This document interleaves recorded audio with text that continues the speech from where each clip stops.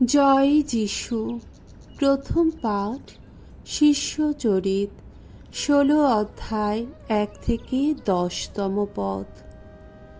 মাসিডনে যাবার জন্যে পলের কাছে ঈশ্বরের আহ্বান। পল সিরিয়া ও সিলিসিয়ার মধ্য দিয়ে এগিয়ে চললেন। যেতে যেতে তিনি সেখানকার মণ্ডলীগুলির মধ্যে নতুন প্রাণ শক্তি জাগিয়ে তুলতে লাগলেন। তারপর তিনি গেলেন দেরবায় ও লিস্তায়। এই লিস্তা নগরে তিমোথি নামে একজন শিষ্য বাস করতেন। তার মা ছিলেন খ্রিস্ট বিশ্বাসী এক ইহুদি নারী, কিন্তু পিতা ছিলেন একজন অনিহুদি। লিস্তা ও ইকনিয়মের ধর্ম ভাইয়েরা তার সুখ্যাতি করত। পল তাকে সঙ্গে নিয়ে যেতে চাইলেন, তাই সেই অঞ্চলের ইহুদিদের কথা ভেবে তিনি তাকে পরিচ্ছেদিত করলেন, কেননা সকলেই জানত যে তিমোথির পিতা ছিলেন একজন অনিহুদি। পল ও তার সঙ্গীরা যে যে শহরে যেতেন, সেখানকার শিষ্য মণ্ডলীকে তারা প্রেরিতদূত ও জেরুসালেমের প্রবীণদের নির্দেশগুলি জানিয়ে তাদের তা পালন করতে বলতেন।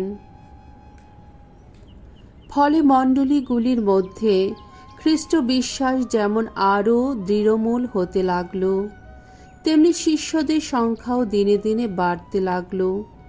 পবিত্র আত্মা তাদের এশিয়া প্রদেশে বাণী প্রচার করতে নিষেধ করেছিলেন বলে পল ও তার সঙ্গীরা ফ্রিজিয়া ও গালাতিয়া অঞ্চলের মধ্য দিয়েই এগিয়ে চললেন।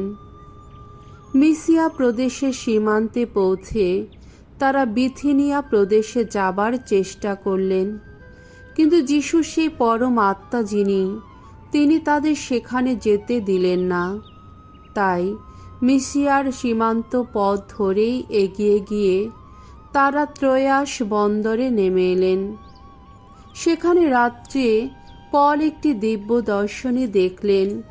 একজন মাসিডনীয় তার সামনে দাঁড়িয়ে তাকে অনুরোধ করে বলছে, আপনি মাসিডনে এসে আমাদের সাহায্য করুন। তার এই দিব্য দর্শনের পর আমরা সরাসরি মাসিডনে যাবার চেষ্টা করতে লাগলাম, কারণ কথা আমরা বুঝতেই পেরেছিলাম যে স্বয়ং ঈশ্বর সেখানকার লোকদের কাছে মঙ্গল সমাচার প্রচার করবার জন্যে আমাদের আহ্বান জানিয়েছেন। প্রভুর বাণী। ঈশ্বরকে ধন্যবাদ। সাম সঙ্গীত 101 থেকে 3 পদ এবং 5 পদ। ধো নিখিল বিশ্ব ভগবানের স্তুতিগান করো, ভগবানের জয়ধ্বনি করো সমগ্র পৃথিবী। ভগবানের সেবা করো পুলকিত প্রাণে। আনন্দের গান গাইতে গাইতে চলো তার কাছে যাই। জেনে রেখো ভগবান স্বয়ং ঈশ্বর। আমরা তো তারই রচনা, আমরা তো তার আপন জাতিরই মানুষ। আমরা তারই চারণভূমির বেশপাল। আহা, ভগবান কত না মঙ্গলময় তিনি। তার দয়া সে তো চিরকালেরই দয়া। তার বিশ্বস্ততা নিত্য সক্রিয় যুগে যুগান্তরে। বাণী বন্দনা। জয় মৃত্যুঞ্জয়, জয় তোমারই জয়। খ্রিস্টেরই সঙ্গে তোমরা পেয়েছ নবজীবন, তাই অন্বেষণ করো স্বর্গের সম্পদ। খ্রিস্ট যে আজ পিতার পাশে স্বর্গলোকেই আছেন সমাসীন। মঙ্গল সমাচার। যোহন রচিত মঙ্গল সমাচার 15 অধ্যায় 18 থেকে 21তম পদ। তোমাদের মনোনীত করে সংসার থেকে আমি তোমাদের পৃথক করে রেখেছি। এই জগৎ ছেড়ে পিতার কাছে যাবার আগে যিশু তার শিষ্যদের এই কথা বললেন, সংসার যদি তোমাদের ঘৃণা করে তবে জেনে রেখো তোমাদের ঘৃণা করবার আগে আমাকেই ঘৃণা করেছে। তোমরা যদি সংসারের লোক হতে, তাহলে সংসার তোমাদের আপনজন বলেই ভালোবাসত, কিন্তু তোমরা তো সংসারের লোক নও, বরং তোমাদের মনোনীত করে সংসার থেকে আমি তোমাদের পৃথক করে রেখেছি। সেই জন্যেই সংসার তোমাদের ঘৃণা করে।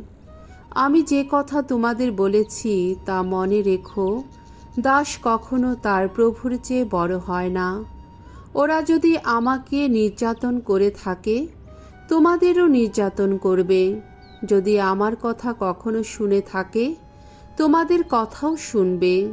তবে ওরা যে তোমাদের সঙ্গে অমন ব্যবহার করবে, সবই ওরা করবে আমারই জন্যে, কারণ আমাকে যিনি পাঠিয়েছেন ওরা যে তাকে জানেই না। প্রভুর মঙ্গলময় বাণী। খ্রিস্ট প্রভু তোমার প্রশংসা হোক।